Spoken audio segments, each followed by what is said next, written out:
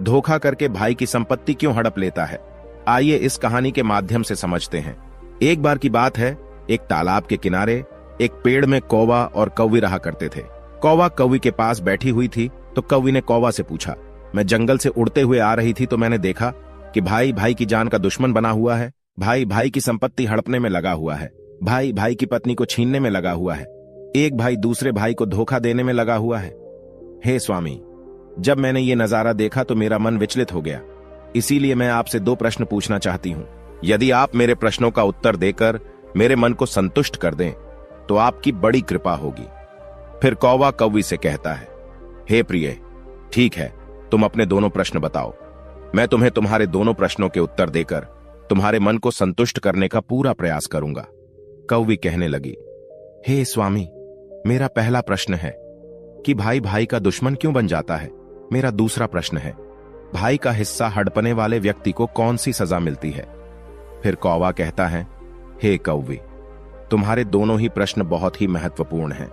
जो भी इन प्रश्नों से प्राप्त ज्ञान को अपने जीवन में उतारेगा वो कभी भी अपने भाई का दुश्मन नहीं बनेगा। वो अपने भाई का हिस्सा कभी भी नहीं हड़पेगा। वो अपनी भाई की पत्नी को कभी छीनने की कोशिश नहीं करेगा। कौवा कहता है, मैं तुम्हें तुम्हारे दोनों प्रश्नों के उत्तर देने से पहले एक छोटी सी कहानी सुनाता हूं। इस कहानी को बहुत ही ध्यान से सुनना। यदि तुमने इस कहानी को ध्यान से सुना तो निश्चित ही तुम्हारे दोनों प्रश्नों का उत्तर तुम्हें मिल जाएगा और तुम्हारा मन पूरी तरह से संतुष्ट हो जाएगा।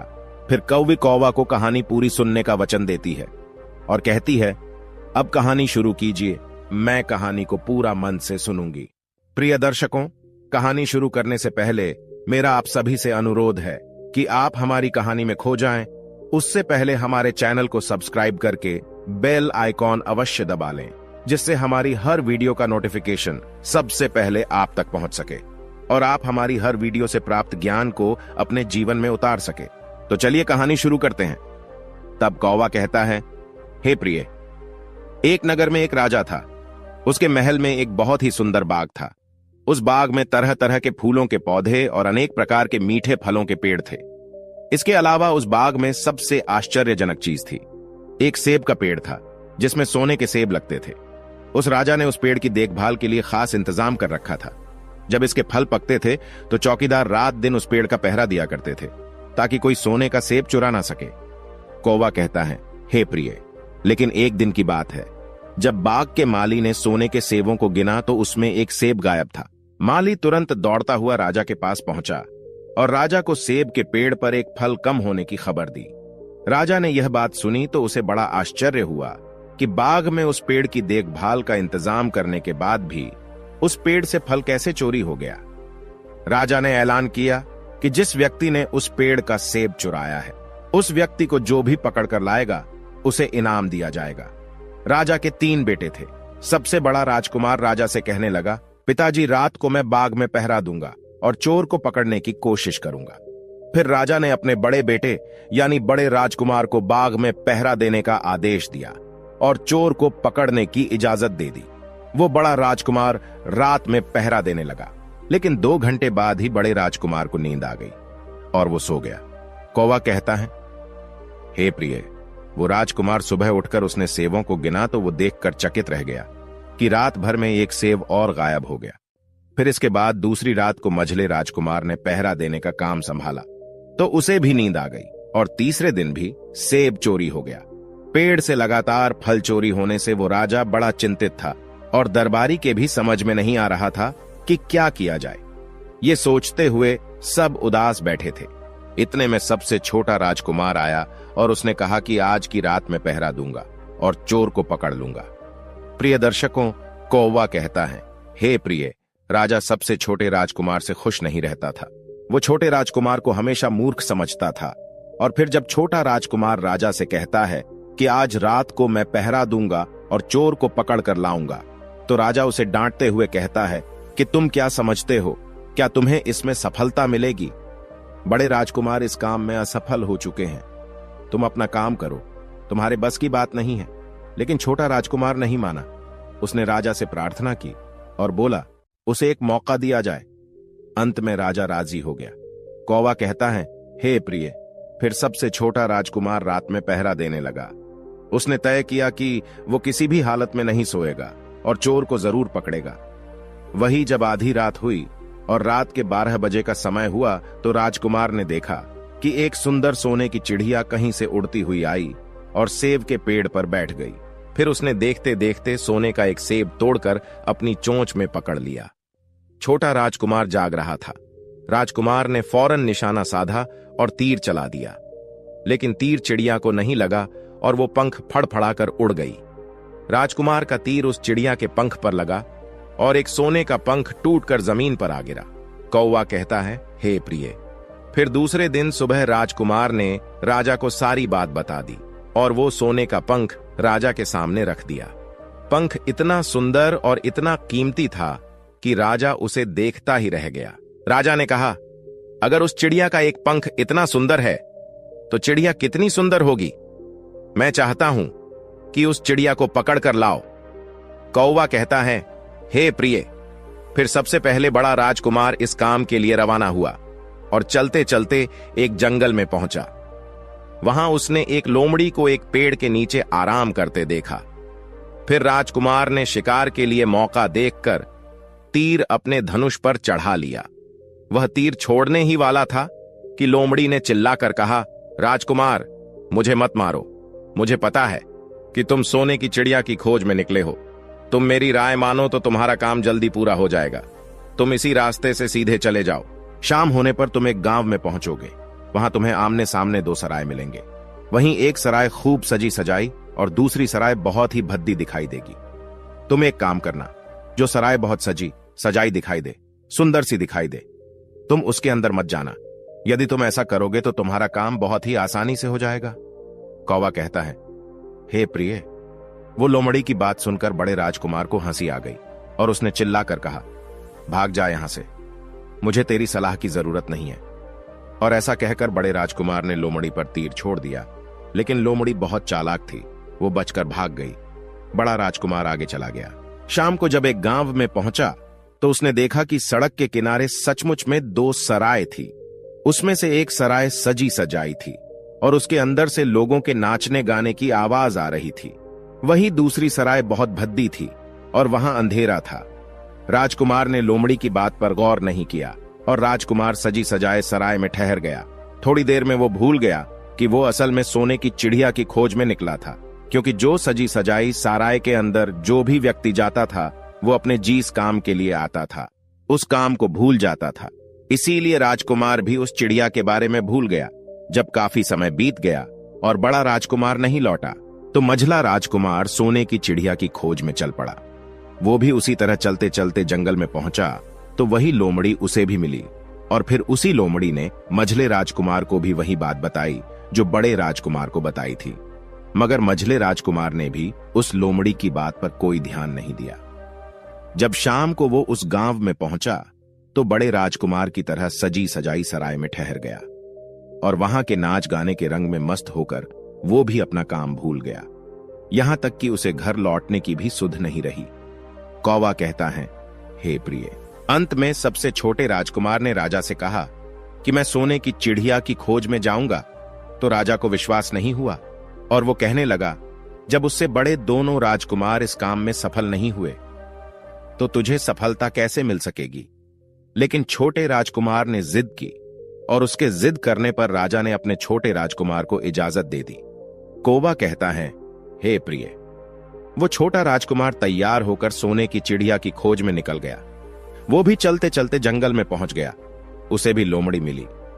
राजकुमार ने लोमड़ी की बात को ध्यान से सुना तो लोमड़ी से कहा, ठीक है, तुम जैसा कहती हो मैं वैसा ही करूंगा। राजकुमार लोमड़ी से कहता है, अब तुम जाओ, मैं तुम्हें नहीं मारूंगा। छोटे राजकुमार की बात सुन करके वो लोमड़ी खुश होकर बोली, तुम सबसे अच्छे लड़के मालूम पड़ते हो। तुमने मेरी बात का मजाक नहीं बनाया और मुझ पर तीर नहीं चलाया। मैं तुमसे बहुत खुश हूं और मैं तुम्हारी मदद करूंगी। तुम एक काम करो, आओ तुम मेरी पूंछ पर बैठ जाओ। मैं तुम्हें उस सराय तक पहुंचा देता हूं जिस सराय में तुम्हें रुकना है और वहां से तुम्हारा काम बहुत ही आसान हो जाएगा। वही देखते देखते उस लोमड़ी की पूंछ काफी बड़ी हो गई और राजकुमार उस पर बैठ गया।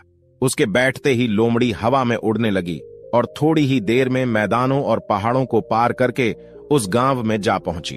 वहीं राजकुमार ने उस लोमड़ी की सलाह को मानकर छोटी और पुरानी सराय में ही अपना डेरा डाल दिया। वो सजी सजाई सराय में नहीं गया और उस दूसरी सजी सजाई सराय से काफी दूर रहा। कौवा कहता है, हे प्रिय। फिर दूसरे दिन सुबह उठ करके जब वो आगे बढ़ा तो कुछ दूर चलने पर उसे वो लोमड़ी फिर से रास्ते में मिल गई। लोमड़ी ने उससे कहा, अब मैं तुम्हें बताती हूँ कि आगे तुम्हें क्या करना है। लोमड़ी ने कहा, तुम सीधे चलो, आगे चलने पर तुम्हें एक बहुत बड़ा किला मिलेगा जिस पर सिपाही पहरा देते होंगे। तुम सिपाहियों से डरना नहीं और सीधे अंदर चले जाना, क्योंकि उस समय वो सिपाही सो रहे होंगे, और तुम बेधड़क होकर किले में घुसते जाना और उनके कमरों को पार करते हुए उस जगह पर पहुंच जाना जहां लकड़ी के एक मामूली पिंजरे में सोने की चिड़िया बंद होगी, और वहां पर पहुंच करके तुम चिड़िया को पिंजरे से सहित उठाकर किले से बाहर ले आना। लेकिन एक बात याद रखना, चिड़िया के पिंजरे के पास ही एक बहुत सुंदर सा सोने का पिंजरा भी तुम्हें दिखाई देगा। तुम भूल कर भी उस सोने की चिड़िया को सोने के पिंजरे में मत रखना। तुम उसमें रखने की कोशिश करोगे तो बाद में पछताओगे। और फिर ऐसा कहकर लोमड़ी ने राजकुमार को फिर से अपनी पूंछ पर बिठाया और थोड़ी ही देर में उस किले के पास पहुंचा दिया। कौवा कहता है, हे प्रिय। अब राजकुमार ने किले के पास जाकर देखा कि सचमुच उसके पहरेदार सो रहे थे, और फिर छोटा राजकुमार बिना डरे हुए सीधा महल में घुस गया और थोड़ी ही देर के बाद उस कमरे में जा पहुंचा जहां सोने की चिड़िया एक पिंजरे में बैठी हुई थी। उस पिंजरे के पास ही सोने के 3 सेब पड़े हुए थे। फिर तो उन तीनों सेबों देखकर राजकुमार ने फौरन पहचान लिया कि ये तीनों सोने के सेब उसके पिता के बाग के ही हैं। सोने की चिड़िया इतनी सुंदर थी कि राजकुमार उस चिड़िया को देखता ही रह गया, और वह उस चिड़िया को उठाकर लाने ही वाला था कि उसकी नजर पास ही पड़े एक सुंदर से पिंजरे पर पड़ गई। वह पिंजरा बहुत ही सुंदर था और उसमें तरह तरह के कीमती पत्थर जड़े हुए थे। और फिर उस सुंदर सोने के पिंजरे को देखकर छोटे राजकुमार के मन में लालच आ गया और उसने सोने की चिड़िया के लिए वही पिंजरा ठीक समझा। और राजकुमार लोमड़ी की बात को भूल गया कि उसने सोने के पिंजरे को छूने के लिए मना किया था। मगर राजकुमार लोमड़ी की बात भूलकर और उसने सोने की चिड़िया को लकड़ी के पिंजरे से निकालकर उस सोने के पिंजरे में बंद कर दिया। लेकिन नए पिंजरे में आते ही वो सोने की चिड़िया जोर जोर से शोर मचाने लगी, और राजकुमार पिंजरे को उठाकर कमरे से बाहर भी नहीं निकल पाया था, क्योंकि चिड़िया के शोर मचाने पर उसकी आवाज से सिपाही कमरे में पहुंच गए और उन्होंने राजकुमार को पकड़ लिया। कौवा कहता है, हे प्रिय। फिर राजकुमार को अपनी भूल का पता चला। उसे याद आया कि लोमड़ी ने उसे क्या कहा था। लेकिन अब क्या हो सकता था। सिपाही उस छोटे राजकुमार को पकड़कर राजा के दरबार में ले गए। जाके पूछने पर राजकुमार ने सारी बात राजा को बता दी। फिर राजकुमार की बात को सुनकर राजा ने कहा, तुम मेरे महल में चोरी करने के लिए घुसे थे। मैं तुमको माफ नहीं कर सकता। तुम्हें फांसी की सजा दी जाएगी, लेकिन मैं तुम्हें एक मौका दे सकता हूं। अगर तुम मेरे लिए सोने का घोड़ा लाकर दो तो मैं तुम्हें ना सिर्फ छोड़ दूंगा, बल्कि सोने की चिड़िया भी तुमको दे दूंगा। राजकुमार को अपनी जान बचाने के लिए राजा की शर्त माननी पड़ी और वो सोने के घोड़े की तलाश में निकल पड़ा। वो किले के बाहर जाने पर छोटे राजकुमार ने देखा कि लोमड़ी उसका इंतजार कर रही है, और फिर उसने लोमड़ी को सारी बातें बताई तो लोमड़ी ने निराश होते हुए कहा कि मैं अब तुम्हारी कोई मदद नहीं करूंगी। तुमने मेरे कहने के अनुसार काम नहीं किया। मैंने जिस तरह से कहा था, अगर तुम उस तरह से काम करते तो मुसीबत में नहीं फंसते और सोने की चिड़िया भी तुम्हारे हाथ में होती। कौवा कहता है, हे प्रिय। वो राजकुमार बोला, मुझे माफ कर दो, मुझसे गलती हो गई। मेरा काम तुम्हारी सहायता के बिना नहीं चलेगा। मुझे राजा ने सोने का घोड़ा लाने के लिए कहा है, वरना वो मुझे फांसी पर चढ़ा देगा। वो राजकुमार की बात को सुनकर लोमड़ी ने कहा, खैर मैं तुम्हें माफ करती हूं। अब तुम ऐसा करो, मेरी पूंछ पर बैठ जाओ। फिर लोमड़ी कहने लगी, चले चलो, कुछ दूर जाने पर तुम्हें एक दूसरा किला मिलेगा। इस किले की घुड़साल में तुम्हें सोने का घोड़ा बंधा हुआ मिलेगा। महल के नौकर चाकर सब सो रहे होंगे। तुम चुपचाप जाना और घोड़े को खोल लेना, लेकिन एक बात याद रखना, वहां घोड़े के पास में ही घोड़े पर कसने के लिए 2 जीन रखी होगी। उनमें से एक तो बहुत पुरानी चमड़े की जीन होगी और दूसरी सोने की जीन होगी। तुम सोने की जीन को छूना भी मत और उस घोड़े पर पुरानी चमड़े की जीन को कसकर सवार हो जाना और उसे दौड़ाते हुए किले से बाहर चले आना। वही लोमड़ी की बात सुनकर छोटे राजकुमार ने वादा किया कि वो ठीक वैसा ही करेगा, और फिर लोमड़ी ने उस छोटे राजकुमार को अपनी पूंछ पर बैठाया और कुछ ही देर में उस किले के पास पहुंचा दिया। वही किले के पास पहुंचते ही लोमड़ी ने राजकुमार को उतारा और फिर वहां से चली गई। राजकुमार सीधा फटाक से किले में घुस गया अंदर जाकर उसने देखा कि वहां के सभी नौकर चाकर सोए हुए थे और फिर थोड़ी ही देर में वो किले की घुड़साल में पहुंच गया। राजकुमार ने पास जाकर देखा तो वो घोड़ा सचमुच सोने का था। ऐसा सुंदर घोड़ा उसने सपने में भी नहीं देखा था। राजकुमार ने आगे बढ़कर उस सोने के घोड़े को खोल लिया। जब वो बाहर निकलने लगा तो उसकी नजर एक कोने में पड़ी सोने की जीन पर पड़ी। वो जीन बहुत ही सुंदर थी। उसमें हीरे मोती जड़े हुए थे। उसके पास ही एक फटी पुरानी चमड़े की जीन पड़ी हुई थी। वो राजकुमार सोचने लगा कि इतने सुंदर घोड़े पर यह पुराने चमड़े की जीन कसना राजकुमार को शोभा नहीं देगा। और फिर ऐसा सोच करके वो राजकुमार सोने की जीन को उठा लेता है और घोड़े पर कसना शुरू कर देता है। फिर जैसे ही घोड़े की पीठ पर वो सोने की जीन को कसता है, वैसे ही घोड़ा जोर जोर से हिनहिनाने लगा और किले के नौकर चाकर जाग जाते हैं। वहीं थोड़ी ही देर में राजकुमार को पकड़ लिया जाता है। कौवा कहता है, हे प्रिय। राजकुमार को सिपाहियों ने हाथ बांधकर अपने राजा के सामने पेश किया। राजकुमार की सारी बातें राजा ने सुनकर कहा, तुमने मेरे घोड़े को चुराने की कोशिश की है, इसलिए तुम्हें फांसी की सजा दी जाएगी। लेकिन अगर तुम मेरा एक काम कर दो तो मैं तुम्हें छोड़ सकता हूं। फिर राजकुमार ने कहा, आप महाराज बताओ, मैं आपका हर काम करने को तैयार हूं। तो राजा ने कहा, यहां से कुछ ही दूरी पर एक महल है, उसमें बहुत सुंदर राजकुमारी रहती है। अगर तुम अपनी जान बचाना चाहते हो तो उस राजकुमारी को मेरे पास लेकर आओ। यदि तुम ऐसा कर दोगे तो मैं तुम्हें इनाम में ये सोने का घोड़ा दे दूंगा। कौवा कहता है, हे प्रिय।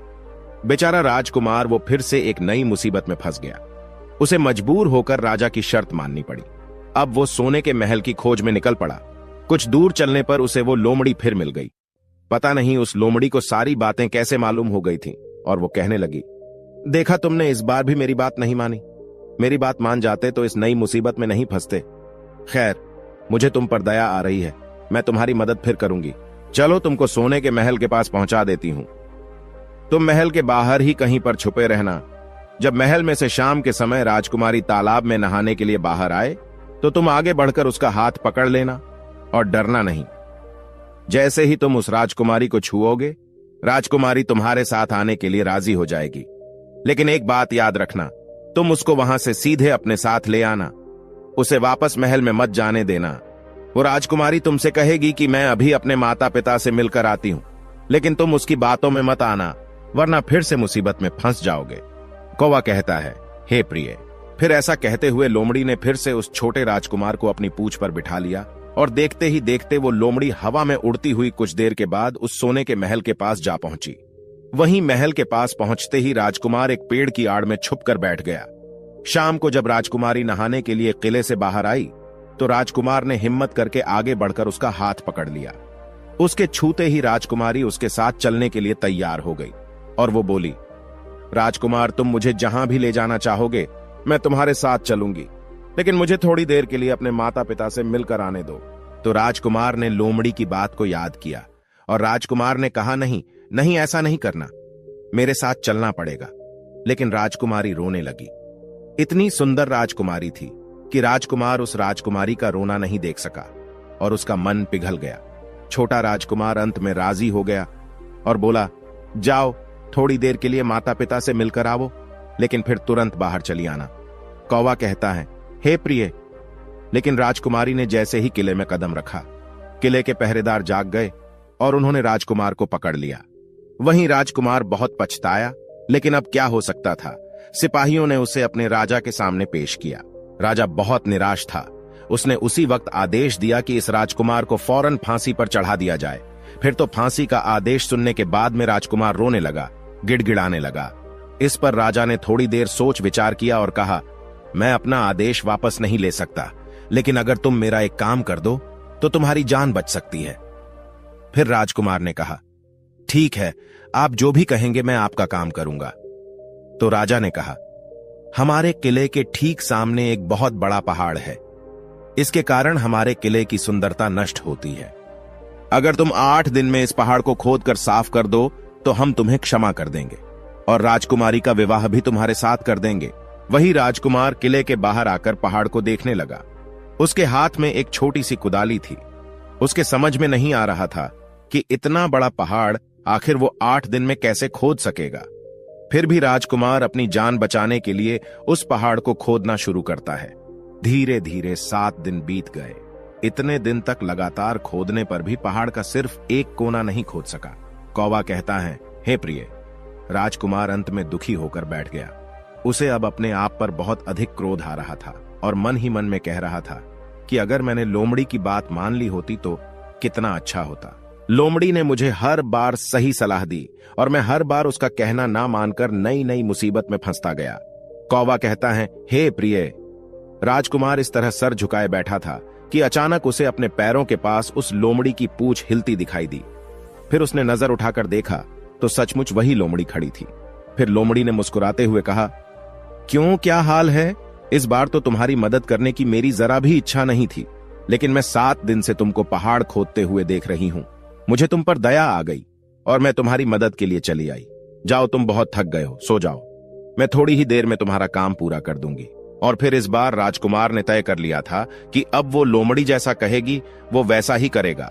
और फिर चुपचाप उठ करके वो राजकुमार एक तरफ सोने के लिए चला गया। वहीं थोड़ी ही देर में राजकुमार को नींद आ गई और सुबह जब वो सो करके उठा तो उसे अपनी आंखों पर विश्वास नहीं हो रहा था। वहां कहीं भी पहाड़ का नामो निशान नहीं था और महल का सुंदर दृश्य दिखाई दे रहा था। फिर तो राजकुमार सीधा राजा के पास पहुंचा। राजा उसके काम से बहुत खुश था। उसने तुरंत ही अपने वादे के अनुसार राजकुमारी के साथ उसका विवाह कर दिया। जब राजकुमार उस सुंदर राजकुमारी के साथ में कुछ दूर चला तो उसे रास्ते में फिर वही लोमड़ी मिली। लोमड़ी कहने लगी, बधाई हो राजकुमार। राजकुमारी के साथ तुम्हें देख करके मुझे बड़ी खुशी हो रही है, लेकिन अब तुम्हें सोने का घोड़ा और सोने की चिड़िया भी प्राप्त करनी चाहिए, क्योंकि वे दोनों चीज तुम्हारे ही लायक हैं और तुम उन्हें आसानी से प्राप्त कर सकते हो।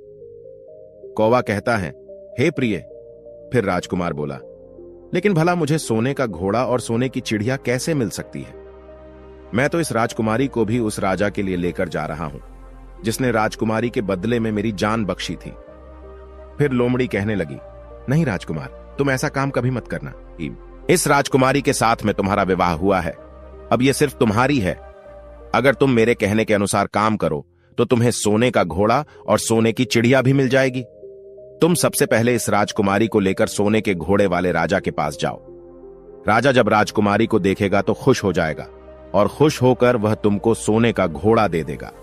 फिर तुम घोड़े पर सवार हो जाना और सवार होकर के सबसे विदा लेना। वहीं राजकुमारी से तुम बाद में विदा लेना। और जैसे ही तुम राजकुमारी के पास पहुंचो तो तुम हाथ पकड़कर घोड़े के ऊपर खींच लेना और घोड़े को दौड़ा देना, क्योंकि सोने का घोड़ा इतना तेज दौड़ता है कि दुनिया का तेज से तेज घोड़ा भी उसकी बराबरी नहीं कर सकता है।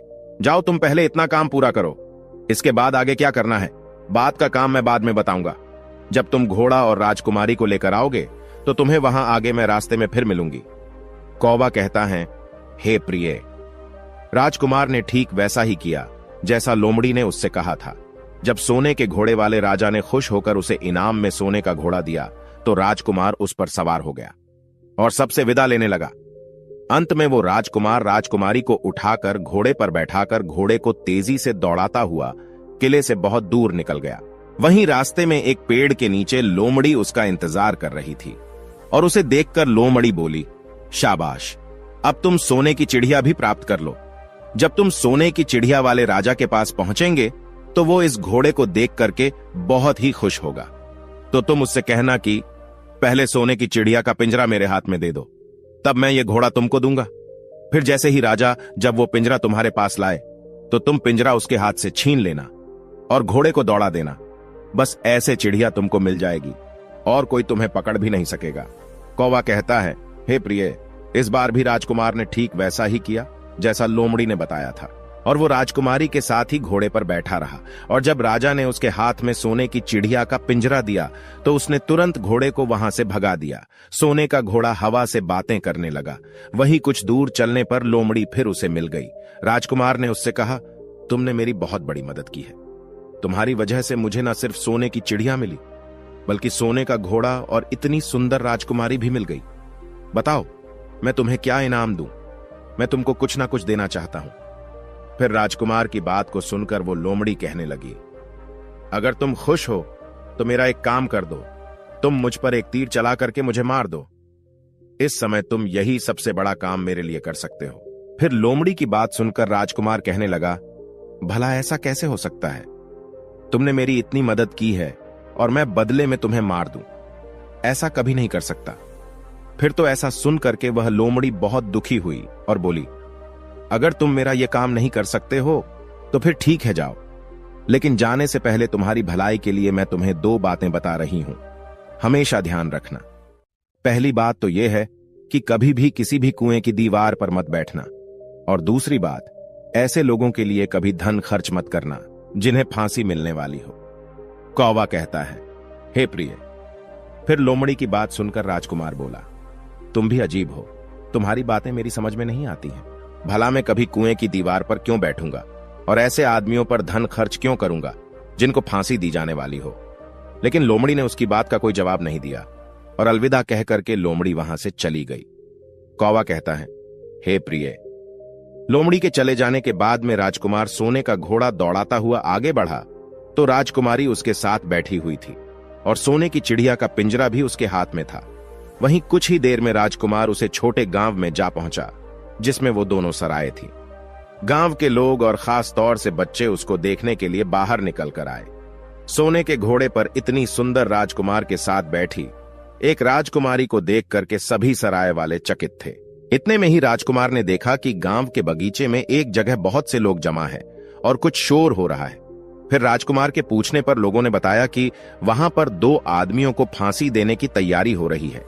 फिर तो राजकुमार उन आदमियों से मिलने के लिए उधर को चल पड़ा और वहां पहुंचने पर उसने देखा कि वो 2 आदमी जिनको फांसी दी जाने वाली थी वो कोई और नहीं बल्कि उसके सगे बड़े भाई थे, जो सजी सजाई सराय में पहुंच गए थे और अपनी सुध बुद्ध खो बैठे थे। वहीं तरह तरह के बुरे काम करते थे और जुआ खेलते थे और जुए में बहुत सारा धन हार चुके थे।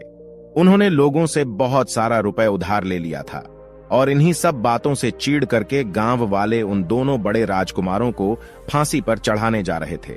कौवा कहता है, हे प्रिय। भाई आखिरकार भाई होता है, छोटा राजकुमार ऐसा कैसे होने देता? उसने अपने बड़े भाइयों को बचाने के लिए वहां के लोगों से कहा, मुझसे रुपया ले लो और तुम इन लोगों को छोड़ दो। और फिर उसके बहुत विनती करने पर वहां के लोग राजी हो गए और उन्होंने उन दोनों आदमियों को रिहा कर दिया। वहीं राजकुमार अपने भाइयों को छुड़ाकर अपने महल की तरफ चल दिया।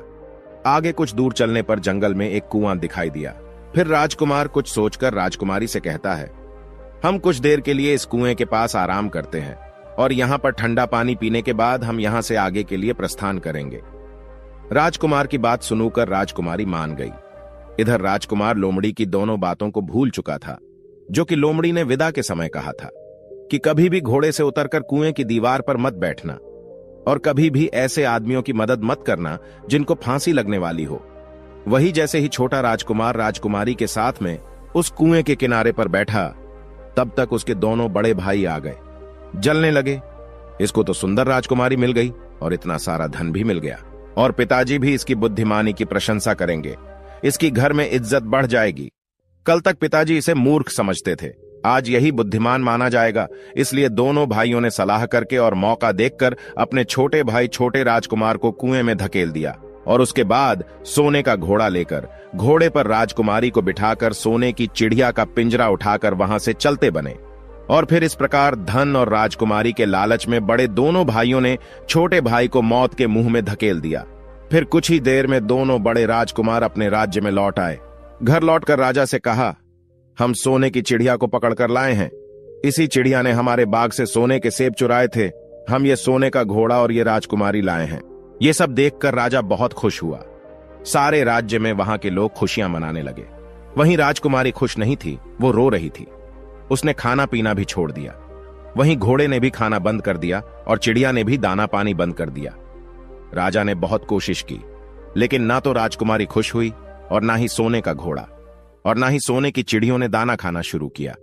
कौवा कहता है, हे प्रिय। उधर वो छोटा राजकुमार कुएं में गिर गया था, लेकिन वो मरा नहीं था।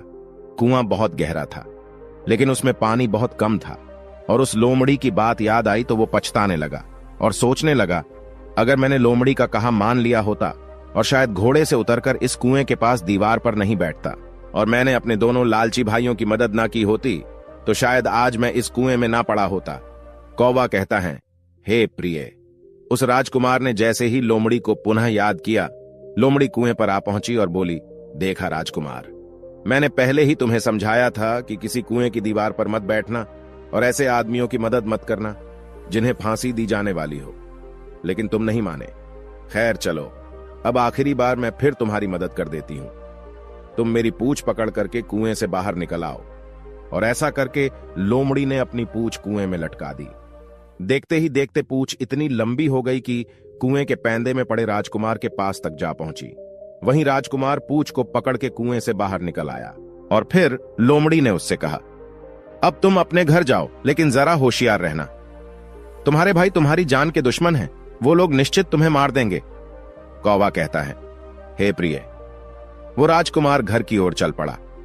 अपने राज्य में पहुंचने पर उसे एक भिखारी मिला, तो भिखारी को उसने अपनी सुंदर कपड़े दान में दे दिए और उसके फटे पुराने कपड़े पहन लिए। इस तरह भेष बदलकर वो छोटा राजकुमार अपने किले में पहुंच गया और वहां उसके पहुंचने पर एक बड़ी आश्चर्यजनक बात हुई। सोने का घोड़ा खुशी से नाचने लगा और दाना खाने लगा। सोने की चिड़िया भी अपने पिंजरे में खुशी से फुदकने लगी और गाना गाने लगी। राजकुमारी ने भी अपने आंसू पोंछ लिए और वो भी खुश दिखाई देने लगी। इतना होने पर भी राजा की समझ में कुछ नहीं आया। फिर उसने राजकुमारी से इस खुशी का कारण पूछा तो राजकुमारी बोली, मैंने तो पहले ही आपको सारी कहानी बता दी थी। आपके बड़े और मझले राजकुमार ने छोटे राजकुमार के साथ धोखा किया है। इन्होंने आपके साथ भी धोखा किया है, लेकिन अब आपका छोटा राजकुमार यहां पर पहुंच चुका है, इसलिए मुझे बहुत खुशी हो रही है। उसी के साथ मेरी शादी हुई है और मैं उसी के साथ खुश रह सकती हूं। फिर राजकुमारी ने राजा से इतनी बात कहकर मैले फटे पुराने कपड़े पहने एक आदमी की तरफ इशारा किया और बोली, महाराज, वो देखो, आपका छोटा राजकुमार खड़ा है। कौवा कहता है, हे प्रिय। राजा ने भी अपने छोटे राजकुमार को पहचान लिया और उस राजा ने अपने छोटे बेटे के बारे में विचार बदल दिए। वो सोचने लगे, मेरा छोटा बेटा मूर्ख नहीं बल्कि सबसे होनहार और बुद्धिमान है। अब तो वो उसको बहुत ही समझदार और बहादुर मानने लगा और अपने सबसे छोटे बेटे को सबसे अधिक प्यार करने लगा। और फिर राजा ने छोटे राजकुमार को राजगद्दी पर बिठाने का निश्चय किया। वही राजा ने कहा कि भाई को कभी भी भाई की पत्नी को हड़पना नहीं चाहिए और ना ही भाई का कभी हिस्सा हड़पना चाहिए, ना ही लालच में आकर के भाई को मौत के घाट उतारना चाहिए। जो भी भाई अपने भाई के साथ में ऐसा करता है उसे दंडित अवश्य किया जाना चाहिए। राजा कहता है कि बड़े और मझले राजकुमार ने अपने छोटे भाई को ही धोखा नहीं दिया बल्कि राजा को भी धोखा दिया है। इससे राजा अपने बड़े राजकुमारों से बहुत नाराज था और फिर उसने दोनों बड़े राजकुमारों को सजा देने का ऐलान किया और अपने राज्य से हमेशा के लिए निकलवा दिया। और राजा कहने लगा, जो भाई भाई की पत्नी को छीनता है, जो भाई के साथ में गलत व्यवहार करता है, जो भाई के धन को हड़पता है, ऐसे भाई को हमेशा के लिए घर से बेघर होना पड़ता है। यही विधि का विधान है। कौवा कहता है, हे प्रिय। जब राजा ने अपने दोनों बड़े राजकुमारों को राज्य से हमेशा के लिए निकलवा दिया, उसके बाद में बड़ी धूमधाम के साथ राजकुमारी के साथ राजकुमार का विवाह किया और फिर छोटा राजकुमार राजकुमारी के साथ में सुखी से रहने लगा। वो छोटा राजकुमार उस लोमड़ी को नहीं भूला था जिसने उसकी सहायता की थी और एक दिन समय निकालकर वो जंगल में उस लोमड़ी की खोज में निकला। बहुत ढूंढने के बाद में एक पेड़ के खोखले भाग में उसने उस लोमड़ी को चुपचाप बैठा हुआ देखा। लोमड़ी बहुत उदास थी और पहले से बहुत ज्यादा कमजोर हो गई थी। राजकुमार को देखते ही लोमड़ी ने उसे पहचान लिया और कहा, आओ राजकुमार, आज इधर कैसे आना हुआ? तो राजकुमार ने कहा, मैं आज तुम्हें ही ढूंढने के लिए आया हूं। चलो मेरे बाग में आराम से रहना, वहां तुम्हें किसी तरह की तकलीफ नहीं होगी। यहां तो जंगल में तुम्हें खाने पीने की तकलीफ होती होगी और जंगली जानवरों और शिकारी का डर हमेशा बना रहता होगा। लोमड़ी ने कहा, नहीं राजकुमार, मैं यहां पर ठीक हूं और भला अब तुम्हें मेरे दुखों से क्या लेना देना? तुम्हारा काम निकल गया, अब तुम राजकुमारी के साथ में सुखपूर्वक अपने महल में राज करो। कौवा कहता है, हे प्रिय। फिर लोमड़ी की बात सुनकर छोटा राजकुमार बोला, नहीं, तुमने मेरा बड़ा उपकार किया है, मैं तुम्हें इनाम देना चाहता हूं और अपने साथ ही रखना चाहता हूं। राजकुमारी भी बहुत खुश होगी, वो भी तुमसे मिलना चाहती है। तो लोमड़ी ने कहा, अगर तुम सचमुच मुझे इनाम देना चाहते हो तो मेरा एक काम कर दो। मैंने तुमसे पहले भी कहा था कि तुम तीर चलाकर मुझे मार दो, इसी से मेरा लाभ होगा। असल में मैं तुम्हें अपनी कहानी सुनाती हूं। एक जादूगर ने मुझ पर जादू कर रखा है। मैं लोमड़ी नहीं हूं, मुझे उसके जादू के प्रभाव से लोमड़ी के रूप में रहना पड़ रहा है। मैं तो इस देश का राजकुमार हूं जहां की राजकुमारी से तुम्हारा विवाह हुआ है। असल में वो राजकुमारी मेरी छोटी बहन है, जिसके साथ में तुम्हारी शादी हुई है। अगर तुम तीर चलाकर मुझे मार दोगे तो मैं इस जादू के प्रभाव से मुक्त हो जाऊंगा और फिर से राजकुमार बनकर अपने देश लौट सकूंगा। छोटा राजकुमार इस बात को सुनकर एकदम से आश्चर्य में पड़ गया और फिर उसने फौरन अपने धनुष पर तीर चढ़ाया और लोमड़ी के ऊपर छोड़ दिया। तीर लगते ही वो लोमड़ी मर गई और उसमें से एक सुंदर सा राजकुमार निकल आया। फिर दोनों राजकुमार आपस में गले मिले और इसके बाद दोनों राजकुमार वापस महल में लौट आए। राजकुमारी अपने भाई से मिलकर बहुत ही खुश हुई। अंत में कौवा कहता है, हे प्रिय, तुम्हारा पहला प्रश्न था कि भाई भाई का दुश्मन क्यों हो जाता है, तो समझ लो, धन के लोभ में आकर व्यक्ति भाई जैसे पवित्र रिश्ते को भूल जाता है और धनवान होने के चक्कर में भाई भाई की हत्या कर देता है। मगर राजकुमार की भाइयों की तरह जो भाई ऐसा करता है, एक दिन उसका सर्वनाश हो जाता है। अंत में कौवा कहता है, हे प्रिय, तुम्हारा दूसरा प्रश्न था, भाई का हिस्सा हड़पने वाले व्यक्ति को कौन सी सजा मिलती है, तो समझ लो, भाई का हिस्सा या उसकी पत्नी या उसका धन हड़पने वाले व्यक्ति को घर से बेघर होना पड़ता है। जिस प्रकार राजकुमार के दोनों भाइयों को राजा ने राज्य से हमेशा के लिए निकाल दिया और वो घर से बेघर हो गए, इसलिए भाई जैसे पवित्र रिश्ते को कभी कलंकित नहीं करना चाहिए। भाई भाई के बीच में जहां प्रेम रहता है वो घर स्वर्ग के समान होता है।